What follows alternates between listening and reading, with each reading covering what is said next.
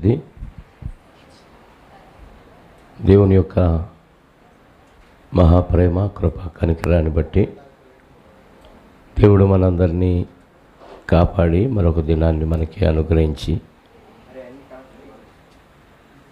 దేవుని వాక్యం వినటానికి దేవుడిచ్చిన ఈ అవకాశాన్ని బట్టి క్రీస్తు ద్వారా దేవునికి మనందరి తరపున కృతజ్ఞతాస్తుతులు చెల్లిస్తూ పాపనిచ్చి నువ్వు వినలేవు ఆడుకునే తర్వాత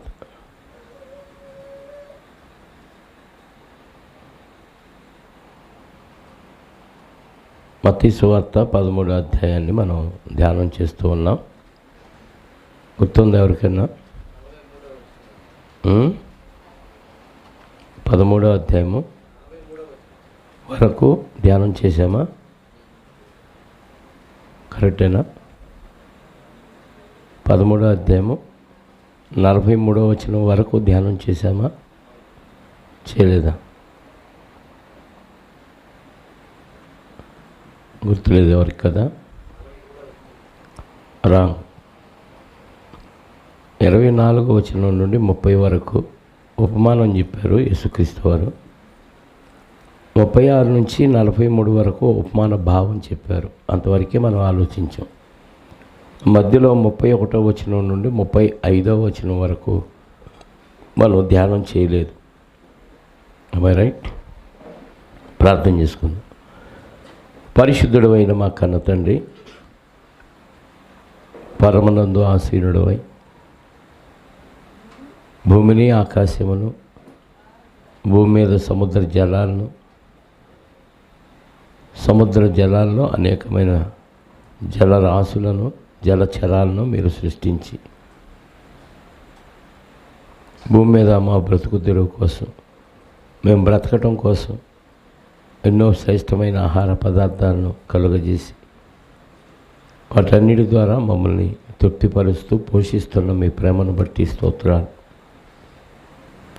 ఆకాశం నుంచి మంచు వర్షాన్ని కురిపిస్తూ ఋతువులను అనుగ్రహిస్తూ మా హృదయాలను ఉత్సాహంతో ఉల్లాసముతో నింపుతూ మమ్మల్ని కాపాడుతున్నందుకు మీకు స్తోత్రాలు. వీటన్నిటికంటే ముఖ్యంగా ఈ లోకంలో బతుకు తెరువు కోసం బతుకుతూ మీ ఆజ్ఞను ధిక్కరించి మీ దృష్టికి చనిపోయిన శవాలుగా ఉన్న మా బ్రతుకుల్ని క్రీస్తులో పునరుద్ధరింపచేసి నిత్య జీవానికి వారసులుగా మమ్మల్ని తీర్చిన మీ ప్రేమను బట్టి స్తోత్రాలు. మీ ప్రేమ కుమారులుగా ఇంకా మరింత జ్ఞానాన్ని మేము నేర్చుకొని లోతైన విషయాలు మేము గ్రహించి ఆ వాక్యానుసారంగా జీవిస్తూ పరిపూర్ణ స్థితిలోనికి ఎదగటానికి కావలసిన జ్ఞానవాక్కులు మాకు అనుగ్రహించండి. పరిపూర్ణులైన వారి మధ్య జ్ఞానం బోధించుతున్నామని పౌలు గారు చెప్పినట్లుగా సామాన్యులలో కాదు కానీ లోకములో పరిపూర్ణ స్థితిలోనికి వెళ్ళిన వారికి కూడా మీ జ్ఞానం తెలియదు కనుక దాన్ని బోధించే సామర్థ్యాన్ని, అవతల వ్యక్తులు అలాంటి ప్రశ్నలు వేసిన సమాధానం చెప్పగలిగే సామర్థ్యాన్ని మీ వాక్యములో నుంచి మాకు అనుగ్రహించమని కోరుకుంటూ దీనికి గాను మీ ఆత్మ ప్రేరణ మాకు దయచేయండి. వినగలిగే చెవులు, గ్రహించగలిగే హృదయాన్ని మాకు ప్రసాదించమని మా రక్షకుడు నీ ప్రియకుమారుడైన యేసుక్రీస్తు వారి ప్రశస్తమైన నామములో ప్రార్థించి అడిగి వేడుకొనుచున్నాను పరలోకపు తండ్రి. ఆమేన్. చేరువచ్చిన మీ అందరికీ ప్రభు అయిన క్రీస్తు నామములో శుభాలు, వందనాలు. 13వ అధ్యాయము 31వ వచనాన్ని చదువుతున్నాను. యేసుక్రీస్తు వారు అనేక ఉపమానాలు చెప్పారు.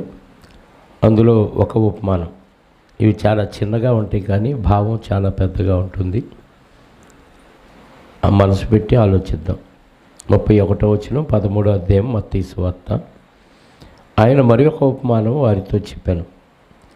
పరలోక రాజ్యము ఒకడు తీసుకొని తన పొలములో విత్తిన ఆవగింజను పోలి ఉన్నది.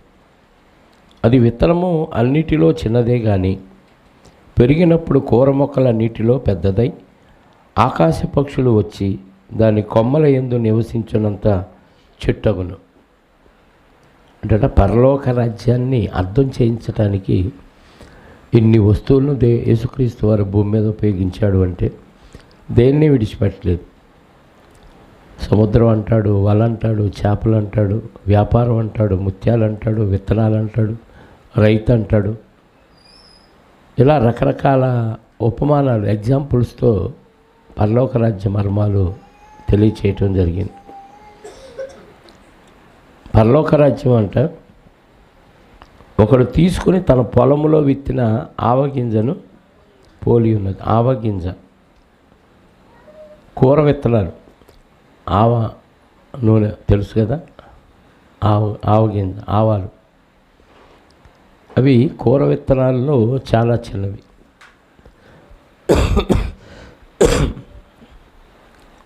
పాలస్తీనా ప్రాంతంలో ఆవగింజ దాదాపుగా మనిషి అంత హైట్ పెరిగింది. అంటే 5 అడుగులు 6 అడుగులు హైట్లో ఆ చెట్టు పెరిగింది.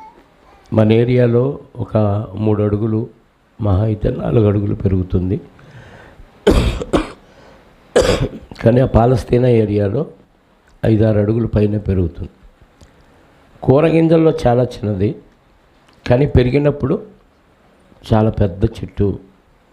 అంటే అంత చిన్న గింజ అంత అభివృద్ధి చెందుతుంది. పరలోక రాజ్యం కూడా ప్రారంభం చాలా చిన్నగా ఉంటుంది, కానీ ఆ చిన్న గింజగా మనం పరలోక రాజ్యాన్ని పోలిస్తే విస్తరించినప్పుడు కూర మొక్కల్లో చాలా పెద్దది. మిగతా చెట్లతో పోల్చలేదు. అక్కడ దేంతో పోల్చాడు? ఆ కూర మొక్కలన్నిటిలో పెరిగినప్పుడు కూర మొక్కలన్నిటిలో పెద్దదై ఆకాశ పక్షులు వచ్చి దాని కొమ్మల యందు నివసించినంత అంత చెట్టగును. అంటే అందరికీ ఉపయోగపడే విధంగా అన్ని పక్షులకి నివాసయోగ్యంగా తయారవుతుంది అని అర్థం. అంటే ఒక చిన్న గింజ అంత పెద్ద చెట్టు అయ్యి అనేకమైన పక్షులకి నివాసయోగ్యంగా ఎలా ఉపయోగపడుతుందో పరలోక రాజ్యం కూడా ఎక్కడో మారుమూలలో బెత్లెహేం అనే చిన్న గ్రామంలో యేసుక్రీస్తు జన్మ ద్వారా ప్రారంభమై ఆయన మరణ సమాధి పునరుద్ధానాల ద్వారా పరలోక రాజ్యం స్థాపించబడి ఈరోజు చాలా విస్తారమైన రాజ్యంగా కనపడుతుంది. ఆ రోజు ఆ ఉపమానం చెప్పినప్పుడు అక్కడ ఉన్న వారికి అర్థం కాకపోవచ్చు కదా. పరలోక రాజ్యం ఏంటి, ఆవగింజ ఏంటి, పొలంలో ఒక వ్యక్తి తీసుకొచ్చి నాటడం ఏంటి, నాటిన విత్తనం పెరిగి పెద్ద చెట్టు అయ్యి ఆకాశ పక్షులంతా నివసించేంత పెద్ద వృక్షం అవటం ఏంటి అని చాలామందికి అర్థం కాదు. ఈరోజు రాజ్యంలో మనం ఉన్నాం కాబట్టి యేసుక్రీస్తు వారు చెప్పిన ఆ ఉపమానంలోని భావం మనకు అర్థమవుతుంది.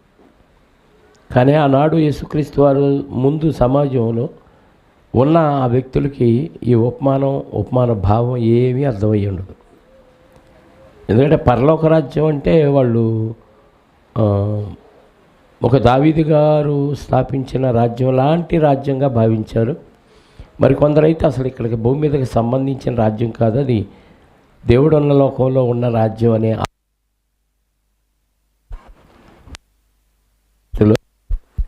పరలోక రాజ్యం గురించి వాళ్ళు అపార్థం చేసుకునే ఉంటారు. కానీ ఈరోజు ఆ రాజ్యంలో ఉండటాన్ని బట్టి మనకి ఆ రాజ్యం గురించి అర్థమైంది. ఆవగింజ చాలా చిన్నది, కానీ కూర విత్తనాల్లో చిన్నదే, కానీ మొక్కల్లో పెద్దది.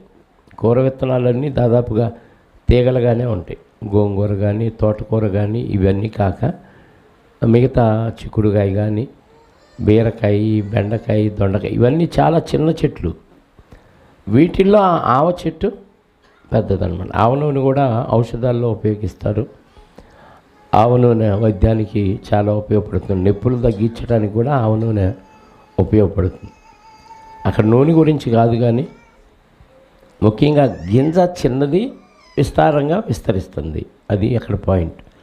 పరలోక రాజ్యం చిన్నగా ప్రారంభమయ్యి ప్రపంచమంతా విస్తరిస్తుంది అని తెలియచేయటానికి ఆవగింజతో యేసుక్రీస్తు వారు పోల్చడం జరిగింది. అది 31వ వచనంలోని 32వ వచనంలోని ఆవగింజను కూర్చిన ఉపమాన భావం. 33 చదువుదాం. ఆయన మరి ఒక ఉపమానం వారితో చెప్పాను. పరలోక రాజ్యము ఒక స్త్రీ తీసుకొని పిండి అంతయు పులిసి పొంగు వరకు 3 కుంచెముల పిండిలో దాచిపెట్టిన పొల్లని పిండిని పోలి ఉన్నది. ఏంటంట? పరలోక రాజ్యము ఒక స్త్రీ తీసుకొని ఆ పిండి అంతా పులిసి పొంగే వరకు 3 కుంచెముల పిండిలో దాచిపెట్టిన పొల్లని పిండిని. పొల్లని పిండి ఎంత చిన్నదా పెద్దదా? మొత్తం పిండి 3 కుంచాలు. 3 కుంచాల పిండిలో ఒక స్త్రీ కొద్దిగా పొల్లని పిండి తీసుకొని ఆ 3 కుంచాల పిండిలో దాచిపెట్టింది. ఎప్పటిదాకా దాచిపెట్టింది? ఈ 3 కుంచముల పిండి అంతా పులిసి పొంగే వరకు. పులుపు అంటే పొంగిద్ది, పులుపు ఉంటే పొంగిద్ది. అందుకే ఇశ్రాయేల్ కనాను దేశం నుంచి వచ్చేటప్పుడు మీరు పులిపిండి లేని వారుగా ఉండాలి, పులిసింది ఏది మీ ఇళ్లలో కనపడకూడదు, అంటే పాతదేది ఉండకూడదు. పులిసిందంటే స్టాక్ ఉన్నదని అర్థం. ఒకలాంటి సిలిండరు లేత పసుపు రంగులో ఉంటుంది. అది పులిసింది అంటే ఒకలాంటి పచ్చటి ఆకారం దానిలో తయారవుతూ ఉంటుంది ఒక క్రిమి. పులిస్తే పొంగిద్ది. అట్లు కానీ పులిస్తే అట్లు పొంగుతాయి, పూరి పొంగిద్ది. పులిసిందంటే పొంగిద్ది అన్నమాట. ఇప్పుడు పులిపిండి మంచిదా చెడ్డదా చెప్పాలి? పులిపిండి చెడ్డదా మంచిదా? ఇశ్రాయేలీని ఐగుప్తులోంచి వచ్చినప్పుడు ఏ రొట్టెలు చేసుకొని తినమన్నాడు? పులి అనే రొట్టెలను చేసుకొని తినమన్నాడు. పులిసిందేది మీ ఇళ్లలో మీ గృహాల్లో ఉండకూడదు అన్నాడు. ఎందుకన్నాడు? పులిసిందంటే అర్థం ఏంటి? పాతది మీ ఇళ్లలో ఏమీ ఉండకూడదు. మీరు ఫ్రెష్ ముద్ద అవటానికి మీరు ఐగుప్తులో నుంచి బయటకు వచ్చారు. కాబట్టి పాతదైన పులిపిండిని తీసి పారేయండి. ఒకసారి చూడండి, నిర్గమకాండం 13వ అధ్యాయం. నిర్గమకాండం 13వ అధ్యాయము మొదటి నుంచి చూద్దాం. మరియు యెహోవా మోషేతో ఇలాగు సెలవిచ్చాను, ఇశ్రాయేలీయుల్లో మనుషుల యొక్కయు పశువుల యొక్కయు ప్రథమ సంతతి అనగా ప్రతి తొలిచూలు పిల్లను నాకు ప్రతిష్ఠించుము, అది నాదని చెప్పాను. మోషే ప్రజలతో ఇట్లనెను, మీరు దాస్యగృహమైన ఐగుప్తులో నుండి బయలుదేరి వచ్చిన దినమున జ్ఞాపకము చేసుకొనుడి. తరువాత తన బాహుబలము చేత యెహోవా తన బాహుబలము చేత దానిలో నుండి మిమ్మను బయటికి రప్పించెను. పులిసినది ఏదియో తినవద్దు. అబీబన్ నెలలో ఈ దినమందే మీరు బయలుదేరి వచ్చితిరి కదా. యెహోవా నీకిచ్చేదనని నీ పితరులతో ప్రమాణం చేసినట్టు కనానీయులకు, హీయులకు, అమోరీలకు, హివీలకు, యెబూసీలకు నివాసస్థానమై ఉండు పాలు తేళ్లు ప్రవహించు దేశములకు నిన్ను రప్పించిన తరువాత నీవు ఈ ఆచారమును ఈ నెలలోనే జరుపుకొనవలను. 7 దినములు నీవు పులియని రొట్టెలనే తినవలను. పులిసినదేది నీ వద్ద కనపడకూడదు. మీ ప్రాంతములన్నిటిలో పొంగినదేది నీ వద్ద కనబడకూడదు. ఏంటంట? పులిసింది వద్దు, ఉండొద్దు అన్నాడు. అంటే పులిసింది మంచిదా చెడ్డదా చెప్పాలి? పులిసింది చెడ్డదా మంచిదా? చెడ్డది. పులియకుండా ఫ్రెష్గా తింటే ఆరోగ్యం, పొలవబెట్టుకొని తింటే అనారోగ్యం. అందుకే మనకి ఎక్కువ గ్యాస్ ట్రబుల్స్ ఎందుకు వస్తాయి అంటే పులిసిని అంటేనే ఇష్టం. పునుగులు, అట్లు ఇవన్నీ పొలవబెట్టుకొనే తింటాం కదా. ఇవన్నీ పులుస్తాయి. పూరీలు పొలవబెడతాం. ఇవన్నీ పొలవబెట్టిన పిండితో తింటాం కాబట్టి మనకి గ్యాస్ ట్రబుల్ ఎక్కువగా వస్తాయి. పులిసింది ఏది వద్దన్నాడు. ఇప్పుడు ఇక్కడ మనం మత్తయి సువార్తలో చూస్తే మరి చెడ్డది పులిసింది అన్నప్పుడు చెడ్డదాంతో పరలోక రాజ్యాన్ని ఎలా పోలుస్తాడు? ఇక్కడ ఒకసారి ఆలోచించండి. పరలోక రాజ్యం ఒక స్త్రీ తీసుకొని పిండి అంతయు పులిసి పొంగు వరకు 3 కుంచెముల పిండిలో దాచిపెట్టిన పొల్లని పిండిని అంటే పరలోక రాజ్యం దేంతో పోల్చాడు అంటే పులిపిండితో పోల్చాడు. పులిపిండి మంచిదా చెడ్డదా అంటే చెడ్డది. ఇప్పుడు పరలోక రాజ్యం మరి చెడ్డదా? అర్థమైందా? బైబిల్ చదివేటప్పుడు ఏ సందర్భంలో ఏ పదం వాడినా ఇంకా దీనికే అని కనెక్ట్ చేయకూడదు. ఆ సందర్భాన్ని బట్టి అక్కడ భావం మారిద్ది అనేది గుర్తుపెట్టుకోవాలి. అర్థమవుతుందా? పులిపిండి చెడ్డది, అది వద్దు, మంచిగా మీరు ఫ్రెష్ ముద్ద అవటానికి రావాలి అన్నాడు. పులిపిండి ఉంటే మనం పాడైపోతాం. ఇప్పుడు బాప్తీసంకు ముందు మనలో చాలా పులిపిండి ఉంది. ఇది మన జీవితాన్ని, మన ఆత్మను నరకానికి పంపించే అంత చెడ్డగా పులవబెట్టింది. ఇలా పులవబెట్టిన ఈ చిన్న పులిపిండి, లోకంలో ఉన్న పులిపిండి మన జీవితాలను ఏం చేసింది? నరకానికి ప్రాయంగా తీర్చింది. ఇలాంటి పరిస్థితుల్లో ఈ పులిపిండిని తీసేసుకోండి అన్నాడు యేసుక్రీస్తు వారు. అంటే ఫ్రెష్ ముద్ద అవ్వాలి. అంటే పులిపిండి అనగానే చెడ్డది. ఒకసారి కొరింథీ పత్రిక, మొదటి పత్రిక 5వ అధ్యాయము, కొరింథీలకు రాసిన మొదటి పత్రిక 6వ వచనం నుండి, 5వ అధ్యాయము 6వ వచనం నుండి చూద్దాం.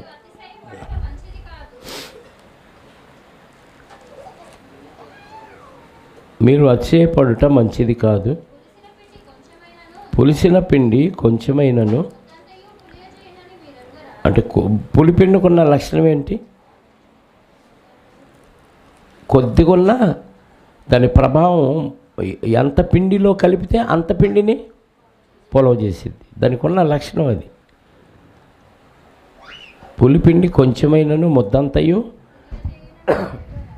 పులియ చేయనని మీరు ఎరుగరా?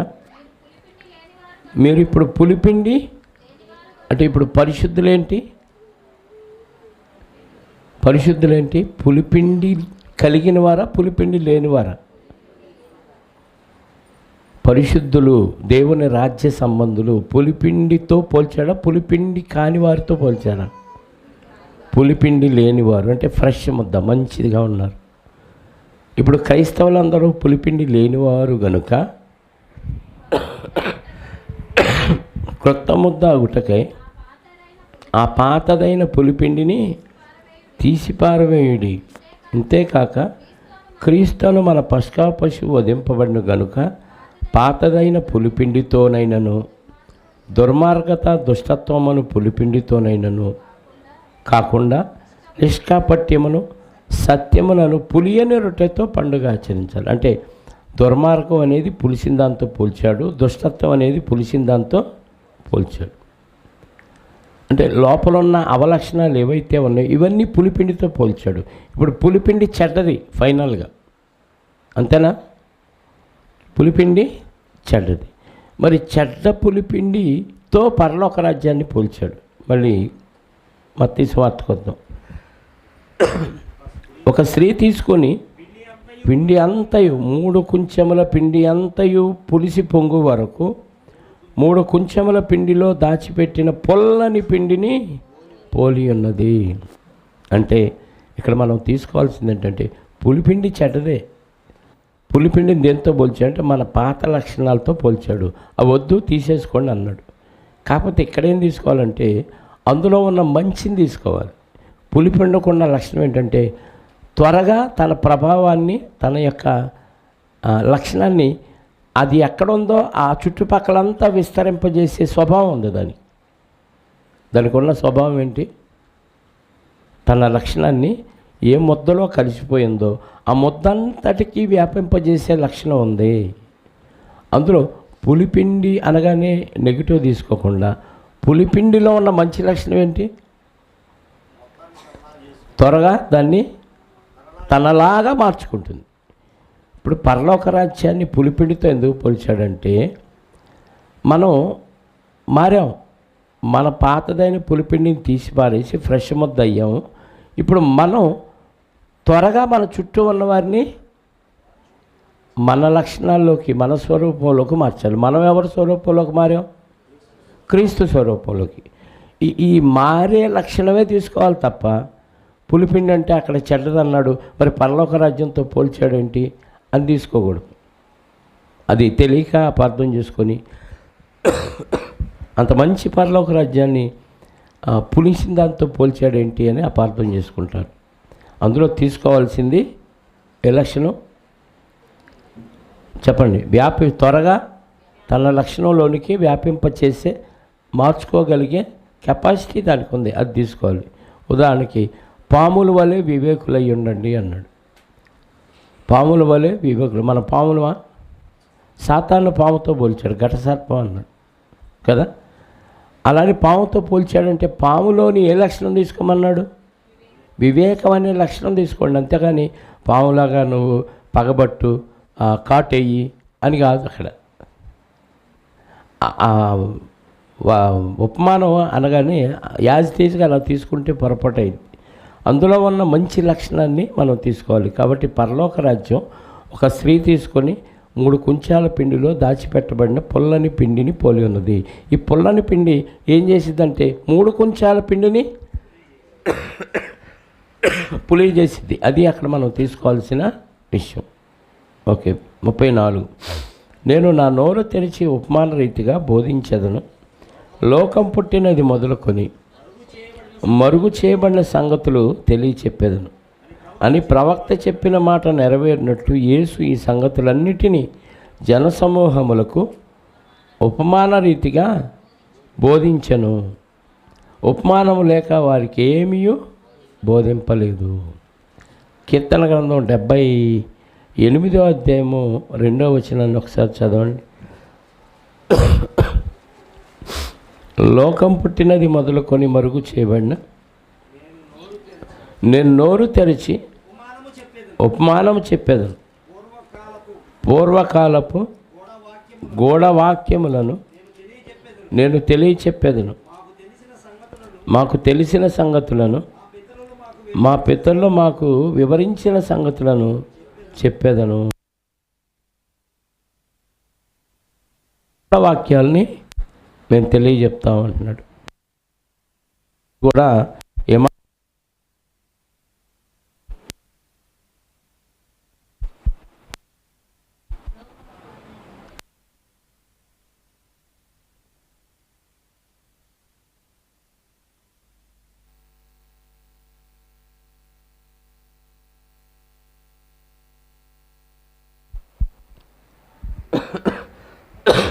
లోకం పుట్టినది మొదలుకొని మరుగు చేయబడిన సంగతులను తెలియజెప్పేదను అన్నాడు. అంటే ఎప్పటి నుంచో దాచిపెట్టబడిన విషయాలన్నీ యేసుక్రీస్తు వారు ఇప్పుడు బయలుపరుస్తున్నాడు. అంటే పాత నిబంధన భక్తులకి చాలామందికి తెలియని విషయాలు కొత్త నిబంధనలో యేసుక్రీస్తు వారు ఒక్కొక్కటి ఓపెన్ చేస్తున్నాడు. అది అర్థం అవ్వటానికే ఉపమాన రూపంగా చెప్పాడు. కొంత అర్థం కాకుండా ఉండటానికి కూడా ఉపమాన రూపంలో ఆయన చెప్పడం జరిగింది అనేది మనకి అర్థమైంది. ఉపమానము లేక వారికి ఏమీ బోధింపలేదు. 36 నుంచి 43 మనం విత్తువాని ఉపమాన భావం, గురుగులు, గోధుమల గురించి గత వారం నేర్చుకున్నాం. కాబట్టి 44వ వచనం నుండి మళ్ళీ ఆలోచిద్దాం. పరలోక రాజ్యము పొలములో దాచబడిన ధనమును పోలి ఉన్నది. ఒక మనుష్యుడు దాన్ని కనుగొని దాచిపెట్టి అది దొరికిన సంతోషముతో వెళ్ళి తనకు కలిగినదంతయు అమ్మి ఆ పొలమును కొనును. పరలోక రాజ్యం అనేది ఎలా ఉందంట? రహస్యంగా ఉంది. ఎలా ఉంది? రహస్యంగా. పొలములో దాచిపెట్టిన ధనమును పోలి ఉన్నది. పొలం ఉంది. పొలం అంటే లోకం అండి.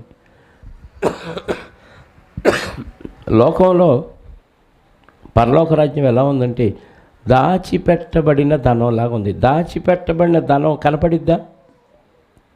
చెప్పాలి. ఇప్పుడు భూగర్భంలో ఇక్కడ ఆయిల్ నిధులు ఉన్నాయనుకోండి, పెట్రోల్ నిధులు మనకు తెలుసా? లేదు బంగారమే ఉందనుకుందాం.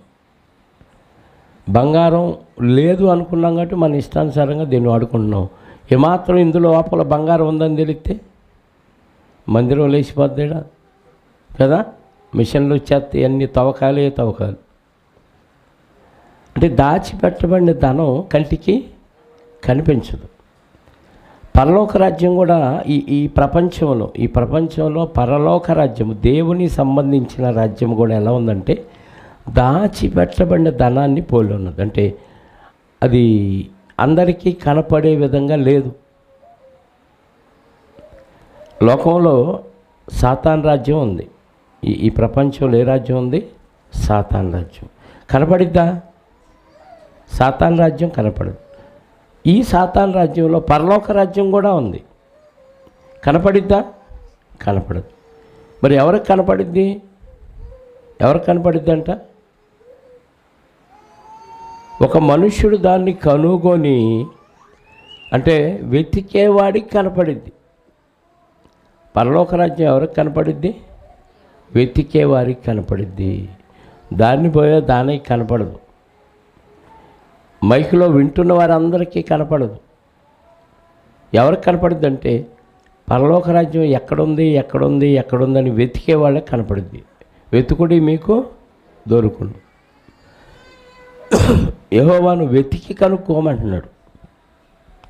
ఒక వ్యక్తి దాన్ని వెతికి కనుగొని దాచిపెట్టి తనకు అది దొరికిన సంతోషముతో వెళ్ళి తనకు కలిగినదంతయు అమ్మి ఆ పొలమును, ఇప్పుడు ఇక్కడున్న వారందరూ చాలామంది పరలోక రాజ్యంలో ప్రవేశించారు. వెతికితే దొరికారా? వెతకకుండానే దొరికింది పరలోక రాజ్యం. వెతికితే దొరికింది. దీనికి సంతోషంతో ఇందులోకి రావటానికి, ఈ పొలాన్ని కొనటానికి ఎంత ఖర్చు పెట్టారు? మనం ఎంత ఖర్చు పెట్టాం? ఆ వ్యక్తి ఏమో దొరికిన సంతోషంతో ఇంకా నాకు ఏమొద్దు, పరలోక రాజ్యం దొరికింది, దీనికోసం నాకు ఉన్నదంతా నేను ఖర్చు చేసినా పర్లేదు అనుకొని ఉన్నదంతా అమ్మేసి ఆ డబ్బు తీసుకొచ్చి ఈ పరలోక రాజ్యాన్ని కొనుక్కున్నాడు. దాచబడిన ధనం లాంటిది. అంటే ఆ వ్యక్తికి ఏమర్థమైందంటే ఈ పరలోక రాజ్యం నా సొంతమైతే లోకంలో ఏది నాకు అవసరం లేదనిపించింది. అలాంటి ఫీలింగ్స్తో పరలోక రాజ్యాన్ని కొనుక్కున్న వ్యక్తులు ఎవరైనా ఉంటారా ఇక్కడంటే భూమి మీద ఎవరు కనపడలేదు. మొదటి శతాబ్దంలో కనపడ్డారు అంతే. పౌలు గారు పిలిచినప్పుడు మొత్తం విడిచిపెట్టి వచ్చాడు. పేతురు యోహాను పిలిచినప్పుడు ఉన్నదంతా విడిచిపెట్టి వచ్చాడు. వాళ్ళకి అర్థమైంది. అంటే పరలోక రాజ్యం ఎంత గొప్పదో అన్న విషయం వాళ్ళకి అర్థమైంది. అందుకే సామెతల గ్రంథం 6వ అధ్యాయం అనుకుంటా, నీ సంపాదన అంతయు ఇచ్చి బుద్ధి సంపాదించుకొనుము అంటాడు. అంటే బుద్ధి జ్ఞానములు సర్వసంపదలు క్రీస్తులో గుప్తములై ఉన్నాయి కాబట్టి ఈ బుద్ధి అనేది నువ్వు సంపాదించుకోవాలంటే ఏమి ఇవ్వాలంట?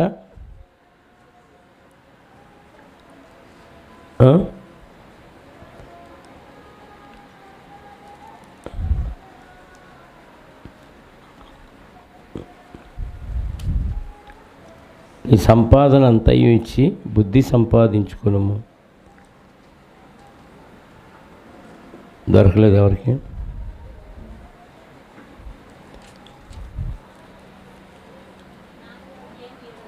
నాలుగు 7 6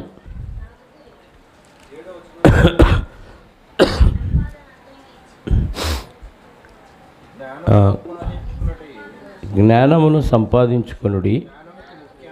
జ్ఞానము సంపాదించుకొనుటయే జ్ఞానమునకు ముఖ్యాంశము. నీ సంపాదన అంతయు ఇచ్చి బుద్ధి సంపాదించుకొనుము. బుద్ధి జ్ఞానము సర్వసంపదలు క్రీస్తులో గుప్తములై ఉన్నవి. ఎంత సంపాదించుకోవాలంట? ఎంత ఇవ్వాలంట? సంపాదన అంతా ఇచ్చి బుద్ధి సంపాదించు. అంతగా అది కొంత కూడా ఇవ్వమని. అంటే అది దొరికిందనే సంతోషం మనలో ఉందా లేదా? కానీ ఆ వ్యక్తికి ఏముంది? పరలోక రాజ్యం దాచబడిన ధనంగా పోల్చి ఆ ధనాన్ని వెతికితే దొరికింది. అమ్మయ్య నాకు ఈ పరలోక రాజ్యం దొరికింది అని సంతోషంతో వెళ్ళి తనకున్నదంతా అమ్మేసి ఆ డబ్బు తెచ్చి పరలోక రాజ్యం కొనుక్కున్నాడు. వాస్తవంగా ఈ పరలోక రాజ్యంలో సీటు కొనాలంటే మన వల్ల కాదు. డబ్బులు పెట్టి కొనుక్కుంటేనే నీకు పరలోకం, లేకపోతే లేదు. ఒక సీటు సంపాదించాలంటే, ఇంజనీరింగో డాక్టర్ సీటో సంపాదించాలంటే ఎన్నో లక్షల కోట్లు ఖర్చు పెట్టాలి. పరలోక రాజ్యంలో సీటు సంపాదించడం ఫ్రీ, కానీ సంపాదించిన తర్వాత దానికోసం నీకున్నదంతా ఖర్చు పెట్టాలి. అర్థమైందా? అది ఆ ఉపమానంలోని భావం. పరలోక రాజ్యము పొలములో దాచబడిన ధనమును పోలి ఉన్నది. ఒక మనుష్యుడు దాన్ని కనుగొని, ఆ మనుష్యుడు నువ్వే అనుకో, కనుగొని ఏం చేశావు? దాన్ని దాచిపెట్టి అది దొరికిన సంతోషంతో వెళ్ళి తనకు కలిగినదంతయు అమ్మి ఆ పొలాన్ని కొన్నాడు, దాచబడిన పొలాన్ని, ఆ లోకాన్ని కొన్నాడు. యేసుక్రీస్తు వారు అలాగే కొన్నాడు కదా. పరలోక రాజ్యాన్ని తనకున్నదంతా వ్యయం చేసి కొన్నాడు. ఆయన కొన్న రాజ్యంలో అనేక మంది తనకున్నదంతా త్యాగం చేసి అమ్మి తన ఆస్తులు, తన శరీరాన్ని, తన జీవితాన్ని, తన కుటుంబాలను సైతం ఫలంగా పెట్టి దాన్ని కొనుక్కున్నారు. అలాంటి వారికి శాశ్వత కాలం అక్కడ ఉండే మహాభాగ్యం లభించింది. మనం అసలు ఏం ఖర్చు పెట్టకుండా ఏదో అడపాదడపా ఖర్చు పెట్టి అమ్మయ్య పరలోక రాజ్యంలో నేను కూడా వెళ్తాను అనుకుంటే ఖచ్చితంగా అందులో ప్రవేశించి ఎందుకంటే ఆ దొరికిన సంతోషమే మనలో కనపట్ల. ఆ సంతోషం ఉంటే దీనికోసం ఎంతైనా ఖర్చు పెడతాం, ఏమాత్రం వెనకడం. రోగం వచ్చింది తగ్గిస్తానంటే ఎంతైనా పర్లేదు డాక్టర్ గారు, డాక్టర్ గారికి ఇవ్వడానికి వెనుకాడిన మనం దేవుడికి ఇచ్చే విషయంలో వెనుకాడుతున్నామంటే అది దొరికిందన్న సంతోషం మనలో లేదండి. ఏదో నామకార్థం గల భక్తిని కొనసాగిస్తున్నామే తప్ప నిజంగా పరలోక రాజ్యం దాచిపెట్టబడిన ధనంతో పోల్చుకొని దొరికిన సంతోషంతో ఆ వ్యక్తి వెళ్ళి కొనుక్కున్నట్టుగా మనం కొంతైనా ఖర్చు పెట్టి దాన్ని అందులో ఆ రాజ్యంలో పాలిభాగస్తులు అవ్వలేకపోతుంది. ఇది పరలోక రాజ్యంలో దాచిపెట్టబడిన ధనాన్ని పోలిన ఉపమానం. 45వ వచనం. మరియు పరలోక రాజ్యము మంచి ముత్యములను కొన వెతుకుచున్న వర్తకుని పోలి ఉన్నది. ఒక వర్తకుడు అంట మంచి ముత్యాలు ఎక్కడ దొరుకుతాయి అని వెతుకుతానికి తిరుగుతూ ఉన్నాడు, మంచి ముత్యాలు దొరుకుతాయని. అప్పుడు అతనికి ఒక మంచి ముత్యం దొరికిందంట. ఒక అమూల్యమైన ఒక ముత్యమును కనుగొని పోయి తనకు కలిగినదంతయు అమ్మి, ఇందాక లాంటిది ఇది కూడా. ఇందాకేమో ఒక దాచబడిన ధనం, గుప్త నిధులు అంటారు కదా, భూలోపల గర్భంలో దాచిపెట్టి అలా వెతుకుతున్నప్పుడు ఒక పొలంలో దాచబడిన ధనం దొరికింది, తనకున్నదంతా అతను కొనుక్కున్నాడు. ఇక్కడేమో ముత్యాల వ్యాపారి గురించి చెప్పాడు. ఒక మంచి అమూల్యమైన ముత్యం దొరికింది, ఆ ముత్యం కొనటానికి తనకు కలిగినదంతా అమ్మి దాన్ని కొన్నాడు. అంటే ఇది కూడా సేమ్ అలాంటి ఉపమానమే. అక్కడేమో దాచబడిన ధనంతో పోల్చాడు, ఇక్కడేమో ఒక అమూల్యమైన ముత్యంతో పోల్చాడు. అంటే ఇన్ని రకాలుగా ఎందుకు వర్ణిస్తానంటే పరలోక రాజ్యం అంత గొప్పది, దానికోసం మీరు ఎంతైనా ఇవ్వచ్చు అని చెప్పటం అక్కడ ఉద్దేశం. అది నీకు దక్కించుకోవటానికి ఒక అమూల్యమైన వస్తువు మనకి దక్కాలంటే ఎంత ఖర్చు పెడతాం? వీటన్నిటినీ మించిన గొప్పది పరలోక రాజ్యం. అందులో నీకు స్థానం కావాలంటే ఖచ్చితంగా నీకు కలిగిందంతా ఇచ్చేయాల్సిందే అన్నాడు. అలా ఇవ్వనోళ్ళకి ఈ పరలోక రాజ్యం దక్కదు అని చెప్తున్నాడు. 47వ వచనం. మరియు పరలోక రాజ్యం సముద్రంలో వేయబడిన నానా విధములైన చేపలను పట్టిన వలను పోలిను. ఇక్కడ వలతో పోల్చాడు. జాలరి, వల, సముద్రం, చేపలు. సముద్రంలో వేయబడిన నానా విధములైన చేపలను పట్టిన వలను పోలి ఉంది. పరలోక రాజ్యం వల. ఈ లోకంలో వల వేసేసాం. ఒక పక్క సాతానుగాడు కూడా వల వేసాడు. వాడి వల్ల ఎక్కువ పడతాయి చేపలు, మన వల్ల ఎక్కువ పడతాయి చెప్పండి. వాడు 24 అవర్స్ వేటలోనే ఉన్నాడు. దివారాత్రాలు ఎవరిని మింగుదునా అని వెతకచ్చు తిరుగుచున్నాడు. మనం అసలు వలేస్తామా, గాలం వేస్తామా? కనీసం దేవుని కోసం ఎవరన్నా పట్టుకుందామని గాలం అన్న వేస్తామా? గాలం అంటే ఇండివిజువల్గా ఒక వ్యక్తిని పట్టుకోవటానికి గాలం. వల అంటే ఎక్కువ మందిని పట్టడానికి వల, అంటే పెద్ద మీటింగ్లు పెట్టాలి. అది మన వల్ల కాదు, ఖర్చు కానీ దండగా. మన పరిస్థితి అసలే బాగలేదు, ఎందుకులేని క్యాన్సిల్ చేసుకుంటాం. కానీ పిండాకోళ్ళు శాబ్దాలు పెట్టడానికి మాత్రం అప్పులు చేసైనా తెగ చేసేస్తాం కదా. ఇంట్లో ఫంక్షన్ కానీ, అమ్మాయి పెద్ద మనిషి అయితే కానీ అప్పైనా నిప్పండి సారాయి తాగేస్తాం. దేవుడి పనులకు మాత్రం మన దగ్గర లేవు, పేదవాళ్ళం కదా, మనం అడుక్కోవటమే, ఇచ్చే పరిస్థితి లేదు. ఆ విషయంలో ఎవరన్నా ఇస్తారా తీసుకుందాం, పేదవాళ్ళకి సాయం చేస్తారు, భక్తులను చూస్తారు తప్ప. మరి ఫంక్షన్లు అంటే అప్పు చేసి అయినా ఖర్చు పెట్టాల్సింది.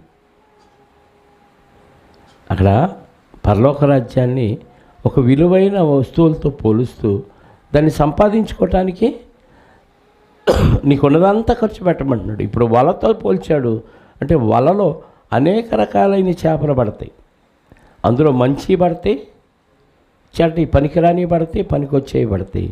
ఇప్పుడు మనం కూడా వేటకెళ్ళి వలేసామనుకో, లోకంలో మంచోళ్ళే వస్తారా, చెడ్డోళ్ళు కూడా వస్తారా సంఘంలోకి? చెప్పండి. మంచోళ్ళు వస్తారు, చెడ్డోళ్ళు. వల విదిరిచ్చినప్పుడు మంచి చెడ్డ అన్నీ ఉంటాయి. మనకు తెలియదు ఏది మంచిదో ఏది చెడ్డదో. అన్నిటినీ సంఘంలో చేర్చుకుంటాం. బయట పబ్లిక్ మీటింగ్ పెట్టాం అంటే వలేసాం. ఈ వలలో ఒక 10 చేపలు పడ్డాయి అనుకోండి, ఆ 10 చేపలను తెచ్చి సంఘంలో చేరిస్తే అందులో ఎన్ని మంచియో ఎన్ని చెడ్డయో మనకి తెలియదు. కానీ ఫైనల్గా ఒకరోజు తెలిసిద్దంట. అదే ఉపమానంతో చెప్తున్నాడు. మరియు పరలోక రాజ్యము సముద్రంలో వేయబడి నానా విధములైన చేపలను పట్టిన వలను పోలి ఉన్నది. అది నిండినప్పుడు దాన్ని దరికి లాగి కూర్చుండి మంచి వాటిని గంపల్లో చేర్చి చెడ్డవాటిని బయట పారవేయుదురు. అలాగే యుగ సమాప్తి యందును జరుగును. అంటే యుగ సమాప్తి వరకు, క్రీస్తు రెండవ రాకడ వరకు ఈ పరలోక రాజ్యంలో వలలేసి పట్టే కార్యక్రమం జరుగుతూ ఉంటుందా? 2000 సంవత్సరాల నుంచి జరుగుతూనే ఉంది. మన తరం తర్వాత తరం కూడా పడుతూనే ఉంటారు. ఎప్పటిదాకా? ప్రభు రెండవ రాకడ వరకు ఈ వలేసి పట్టే కార్యక్రమం అమలవుతూనే ఉంటుంది. ఎంతమంది ఎన్ని ఆటంకాలు పెట్టినా, ఎంతమంది క్రైస్తవులను నైజీరియాలో చంపినట్టు చంపుతున్నా ఇది ఆగేది కాదు. ఈ ప్రాసెస్ అలా జరిగిపోతానే ఉంటుంది. అర్థమవుతుందా? అంటే మన తరంలో మనం పట్టాలి. మనం పట్టలేదనుకో మనం చేతగాని వాళ్ళమని. మనం వలైపోతే గాలం అన్న కనీసం వేసి ఒక్కొక్కరికన్నా ఇండివిజువల్గా సువార్త చెప్పి వాళ్ళు పట్టుకోవాలి. వలేసాడు, లాగుతున్నారు, దరికి చేర్చాడు, ఏరారు. యుగ సమాప్తిలో ఏం జరిగిద్దంట? అలాగే యుగ సమాప్తి యందు జరుగును. దేవదూతలు వచ్చి నీతివంతులలో నుండి దుష్టులను వేరుపరిచి వీరి అగ్నిగుండంలో పడవేయుదురు. అక్కడ ఏడ్పును పండ్లు కొరుకుటయు ఉండును. ఏంటంట? పనికిరాని చేపలన్నింటినీ ఏరేసి తీసుకెళ్ళి అగ్నిగుండంలో పడేస్తారు దేవదూతలు. అంటే క్రీస్తు రెండవ రాకడలో దేవదూతలు వచ్చి ఏరేస్తారు. వీళ్ళందరూ సంఘంలోనే ఉంటారంటే సంఘంలోనే ఉంటారు. నువ్వు దేవునికి పనికొచ్చే చేపవా, పనికిరాని చేపవా, కప్పవా, పీతవా, అది దేవదూతలు వచ్చి తేల్చేసి ఫైనల్గా ఏరేసి నరకంలో పడేస్తారు. సంఘంలోకి వచ్చినవన్నీ దేవునికి పనికొచ్చే చేపలు కాదు. వలలో పడింది కదా అని దేవునికి పనికొచ్చే చేప కాదు.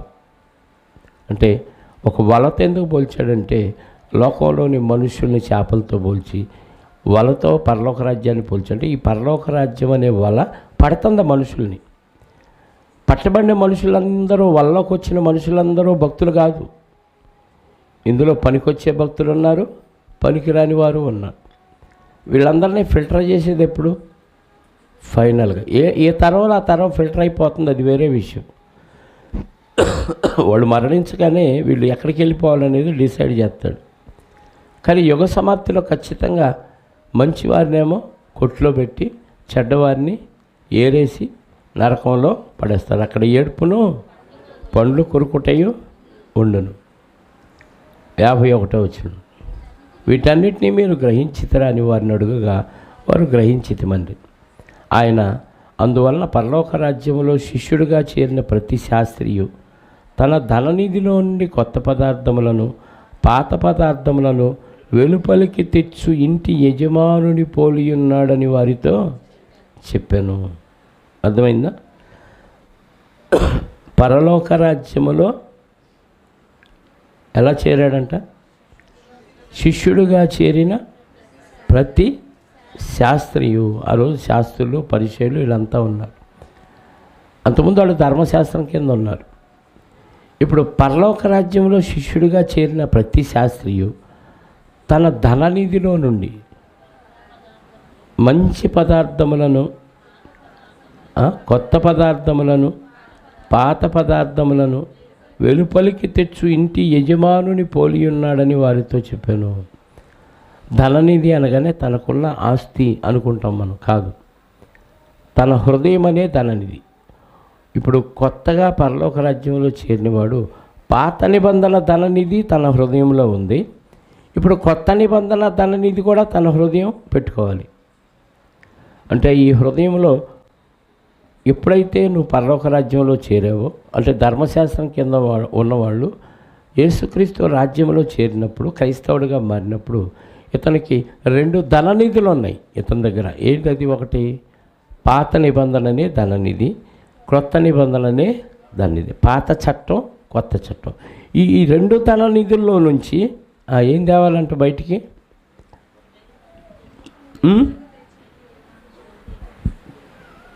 కొత్త పదార్థములను, పాత పదార్థములను వెలుపలికి తెచ్చు ఇంటి యజమానుని పోలి ఉన్నాడు. అంటే ఇందులోంచి పాత నిబంధనలోంచి, కొత్త నిబంధనలోంచి శ్రేష్టమైన పదార్థాలు బయటికి తెచ్చి ఇతరులకు పంచే గృహ యజమానుడిగా ఉండాలి. గృహ నిర్వాహకత్వం నాకు అప్పగించబడింది అంటాడు పౌలు గారు. అంటే వాక్యాన్ని బోధించే బోధకుడు పాత నిబంధనలో రెఫరెన్సులు తీసుకొని కొత్త నిబంధనలో రెఫరెన్సులకు జోడించి, ఇదిగో ఈ ప్రవచనం ఇక్కడ నెరవేరింది. ఆ పాత నిబంధన ధననిధి లేకపోయినా, కొత్త నిబంధన ధననిధి లేకపోయినా ఇతను ఏమీ చెప్పలేడు. అర్థమైందా? అంటే ఈ 2 ధననిధులు ఖచ్చితంగా ఎవరికి తెలిసి ఉండాలి? సంఘములో చేరిన ప్రతి ఒక్కరికి తెలిసి ఉండాలి. క్రీస్తు శిష్యుడిగా చేరిన ప్రతి శాస్త్రికి, పరిచయుడికి అందరికీ తెలియాలి. నేను శాస్త్రిని కాబట్టి నాకు కొత్త నిబంధనతో సంబంధం లేదు అంటానికి లేడు. దీనిలో చేరితే కొత్త నిబంధన ధననిధి ఉండాలి, పాత నిబంధన ధననిధి ఉండాలి. ఈ రెండిట్లో నుంచి శ్రేష్టమైన పదార్థాలు బయటికి తీసుకొచ్చే గృహ నిర్వాహకుడిలాగా ఉండాలి. ఈ మందిరం, ఈ సంఘం అనే గృహాన్ని నిర్వహించే వాళ్ళు పాత కొత్త నిబంధనలన్నీ తెలిసిన వ్యక్తులుగా ఉండాలి. అందులో నుంచి అవసరాన్ని బట్టి పదార్థాలను బయటికి తెచ్చి వాళ్ళకి పంచాలి. పదార్థాలంటే ఇక్కడ వాక్యాలు. అర్థమైందా? ధర్మశాస్త్రం కింద ఉన్న వాళ్ళకి చెప్తున్నాడు, క్రీస్తు రాజ్యములో, పరలోక రాజ్యంలో శిష్యుడిగా నువ్వు చేరావా? క్రీస్తు దగ్గర నేర్చుకోవడానికి నువ్వు చేరావా? నువ్వేం చేయాలంటే పాత నిధిలో నుంచి, కొత్త నిధిలో నుంచి ధననిధి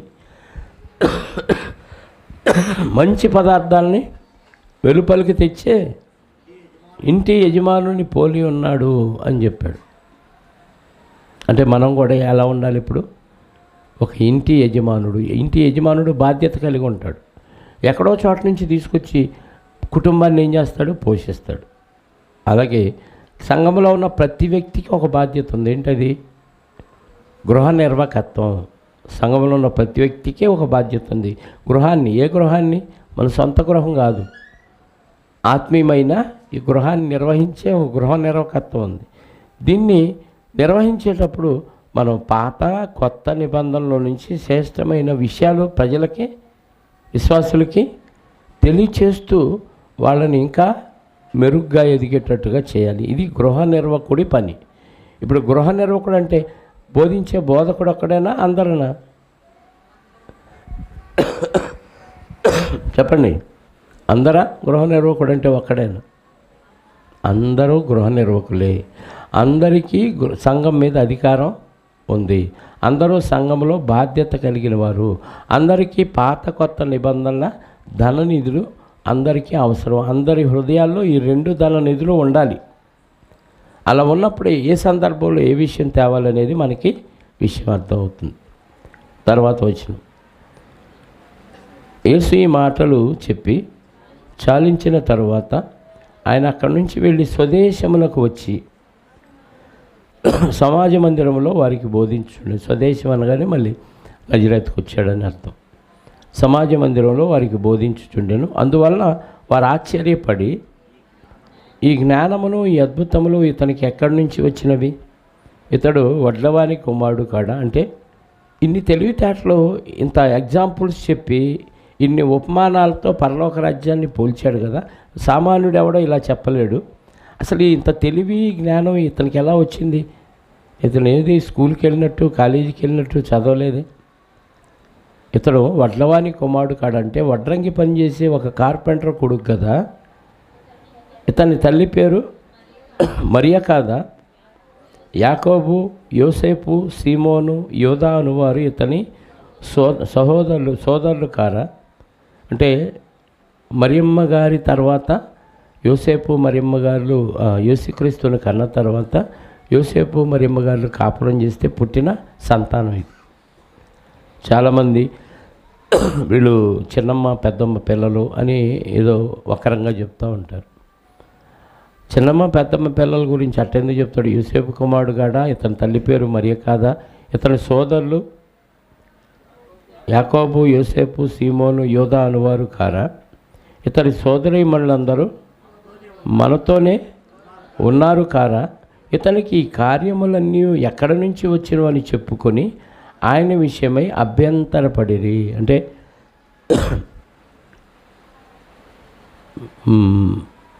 మనోడేలే ఏముంది, ఎక్కడోడేగా, ఆ కార్పెంటర్ కొడుకే కదా, మనోడికి ఇన్ని విద్యలు ఎలా వచ్చినాయి అని ఇట్లాంటి మనం ఏం నమ్ముదామని అభ్యంతరపడ్డారు. అంటే పెద్దగా లెక్క చూపలు. అదే పెరటి చెట్టు వైద్యానికి పనికిరాదు అంటారు కదా.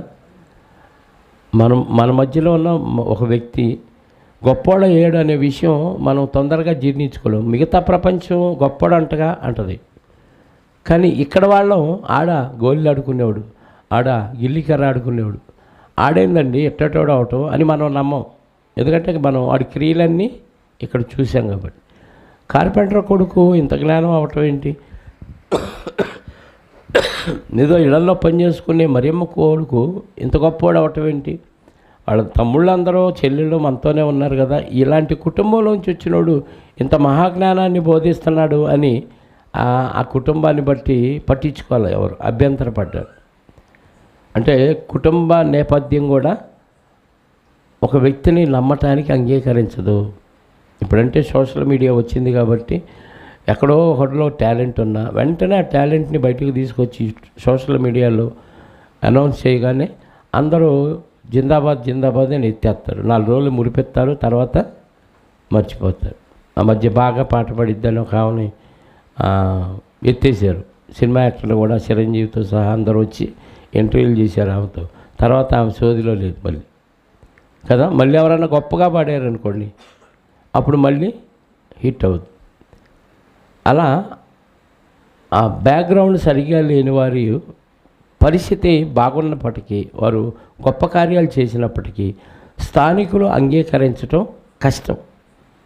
ఈడ మనోడే కదా, ఇప్పుడు శ్రీకాంత్ గొప్పోడు అయ్యాడు అనుకోండి, మంచి స్పీకర్ అయ్యాడు అనుకోండి, 4 చోట్లకి పిలువబడుతున్నాడు అనుకోండి, ఆడ మన శ్రీకాంత్ గడేగా అంటారు కదా. అవతలిచ్చే గౌరవాలు వేరు. అలాగే యేసుక్రీస్తు వారిని చూసి ఆయన మాట్లాడిన మాటలు, ఆ ఉపమానాలు, ఆ బోధన చూసి ఆశ్చర్యపడ్డారు. కానీ ఏముందలే, యోసేపు కొడుకే కదా, ఆడు చెక్కలు చేసుకునేవాడు కొడుకురా, మరియమ్మ కొడుకురా, వాళ్ళ తమ్ముళ్ళు చెల్లెళ్ళంతా మనతో ఉన్నారు కదా, ఈడేంది అంత గొప్పవాడు అవటం, పెద్దగా పట్టించుకోవాల్సిన అవసరం లేదని పట్టించుకోవాలి, పక్కన పెట్టారు, అభ్యంతరపడి. అయితే యేసు ప్రవక్త తన దేశంలోను తన ఇంటను తప్ప మరి ఎక్కడైనాను ఘనహీనుడు కాడని వారితో, ఈ ఇంట్లో ఈ దేశంలో తప్ప మిగతా అన్ని చోట్ల ఘనం ఉంది, ఆయనకి మంచి ఘనత ఉంది. ఇక్కడే లోకల్గానే ఆయన ఘనహీనుడు. మిగతా ప్రాంతంలో ఆయన గురించి తెగ పొగిడేసుకుంటున్నారు అందరూ. తన దేశంలోనూ తన ఇంట తప్ప మరి ఎక్కడైనాను ఘనహీనుడు కానని వారితో చెప్పాను. వారి అవిశ్వాసమును బట్టి ఆయన అక్కడ అనేకమైన అద్భుతములు చేయలేదు. వారు నమ్మల. అప్పుడన్నా ఆలోచించి ఈయనే మనల్ని కాపాడటానికి వచ్చిన రక్షకుడు, మనల్ని పాపము నుంచి విడిపించడానికి వచ్చిన విమోచకుడని ఇంత మహాజ్ఞాన సంగతులు బోధిస్తుంటే అప్పుడైనా ఆలోచించి నమ్మాలి కదా. అప్పుడైనా ఆ ప్రవచనం గుర్తు రావాలి. కన్యక గర్భవతి కుమారుని కనున అనే ప్రవచనం అక్కడన్నా గుర్తు రావాలి. ఆయన చేసిన మహత్కార్యాలు సూచక్రియలు చూశాను. ఇవి దేవుని సహాయం లేకపోతే ఎవడు చేయలేడు. కాబట్టి ఈయన చేశాడు. ఈయనే దేవుని కుమారుడు, మనల్ని రక్షించడానికి వచ్చిన రక్షకుడు. ఇన్ని కార్యక్రమాలు జరిగినా నమ్మలేదు.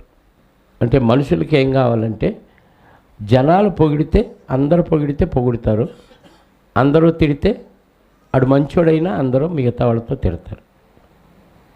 ఇన్ని కార్యక్రమాలు లోకంలో జరిగి ఇంతమంది పొగుడుతున్నా కానీ ఆ లోకల్గా ఉన్న ఆ స్టాండర్డ్, ఆ కుటుంబ పరిస్థితి, వాళ్ళ యొక్క తమ్ముళ్ళ పరిస్థితి, ఇదంతా చూసి ఈయన మనోడు ఇక్కడోడేగా, ఈడంత గొప్పవాడు అవటం ఏంటి అంటే నమ్మశక్యం కాదు వాళ్ళకి. అందువల్ల చాలామంది అభ్యంతరపడ్డారు. అది అవిశ్వాసం అంటున్నాడు యేసుక్రీస్తు వారు. వారి అవిశ్వాసం వలన అనేకమైన అద్భుతములు అక్కడ చేయలేదు. విశ్వాసం ఉంచితే చేస్తాడు, విశ్వాసం లేకపోతే చేయడు. ఏదన్నా చేసే ముందు నువ్వు నేను దీన్ని చేయగలనని విశ్వసిస్తున్నావా అని అడుగుతాడు. విశ్వసిస్తున్నాను ప్రభు అంటే, నీ విశ్వాసం నిన్ను స్వస్థపరిచింది పో అంటాడు. అంటే ఒక వ్యక్తిని నమ్మాలంటే విశ్వసిస్తేనే ప్రభు చేస్తాడు. కనీసం అతను తీసుకొచ్చిన వ్యక్తి విశ్వసించినా చేస్తాడు. ఒక వ్యక్తికి ఏదైనా స్వస్థత జరగాలంటే అతనికి విశ్వాసం లేకపోయినా తీసుకొచ్చిన వ్యక్తులకి విశ్వాసం ఉన్నా ప్రభు చేస్తాడు. ఇక్కడ వీళ్ళు విశ్వాసం ఉంచలేదు కాబట్టి అనేకమైన అద్భుతాలు అక్కడ చేయలేదు అన్నాడు. మిగతా భాగం 14వ అధ్యాయము వచ్చే వారం మాట్లాడుకున్నాం. పరిశుద్ధుడమైన తండ్రి, మరొకసారి మీ ఘనమైన నామాన్ని బట్టి స్తోత్రాలు. గడిచిన కాలం ఎన్నో విపత్తులు, ప్రమాదాలు, ఎన్నో అనారోగ్యాల మధ్య నుంచి మమ్మల్ని దాటించి మరొక బైబిల్ తరగతిలోనికి చేర్చి మీ జ్ఞానవాక్కులు వినిపించే భాగ్యాన్ని నాకు అనుగ్రహించారు. కొంత స్వస్థతనిచ్చారు, కొంత స్వరాన్ని ఇచ్చారు. అందును బట్టి కృతజ్ఞతాస్తుతులు చెల్లిస్తూ మరింతగా బలపరచండి, స్థిరపరచండి. మంచి ఆరోగ్యాన్ని ఇచ్చి మీ యొక్క సేవలో వాడుకోనమని కోరుకుంటూ, వాక్యమైన బిడ్డలు దుష్టుడికి అప్పగించకుండా వారిలో ఉన్న పరిశుద్ధాత్మకు అప్పగించుకొని అద్భుత కార్యాలు వారి యొక్క కుటుంబాల్లో మీరు చేసినందుకు కృతజ్ఞతలు చెల్లిస్తూ, వారి హృదయాల్లో మీరు ఉంచిన పాత ధననిధి, కొత్త ధననిధిలో నుంచి శ్రేష్టమైన విషయాలు అనేకులకు పంచి లోకములో వలవేసి మీ కొరకు మంచి చేపలను పట్టే సామర్థ్యాన్ని మీ పిల్లలకు అనుగ్రహించండి. మీ కుమారుడు చెప్పిన ఉపమానాల్లోని భావాన్ని, అనేకమైన విషయాలు మేము ఆలోచించాం. అందులో ఉన్న శ్రేష్టమైన సంగతులు మేము గ్రహించి వాక్యానుసారంగా జీవించగలుగుటకు కృప చూపి సహాయాన్ని దయచేయమని కోరుకుంటూ, వచ్చిన బిడ్డలందరిని బట్టి స్తోత్రాలు. వారి వారి అవసరాలు ఏవైతే ఉన్నాయో ప్రతి అవసరత మీ చిత్తమైతే క్రీస్తులో తీర్చండి. తిరిగి ఎవరి గృహాలకు వారు వెళ్ళుచుండగా ప్రతి ఒక్కరిని సురక్షితంగా వారి కుటుంబాలకు చేర్చి, మీ చిత్తమైతే మీ కుమారుని అక్కడ ఆలస్యమైతే మరొకసారి కలుసుకోవటానికి కృపాక్షేమాలు మాకు దయచేయమని కోరుకుంటూ, మా రక్షకుడు నీ ప్రియ కుమారుడు అయిన యేసుక్రీస్తు వారి అతి పవిత్రమైన నామములో ప్రార్థించి అడిగి వేడుకొనుచున్నాను పరలోకపు తండ్రి, ఆమేన్. మనందరికన్నా తండ్రి అయిన దేవుని ప్రేమ, ఆయన ప్రియ కుమారుడైన యేసుక్రీస్తు వారి కృప, పరిశుద్ధాత్మ యొక్క అన్యోన్య సహవాసము ఇప్పుడు ఎల్లప్పుడూ సకల పరిశుద్ధులకు సదాకాలము తోడయుండి నడిపించునుగాక, ఆమేన్. అందరికీ యేసుక్రీస్తు నామములో శుభాలు, వందనాలు.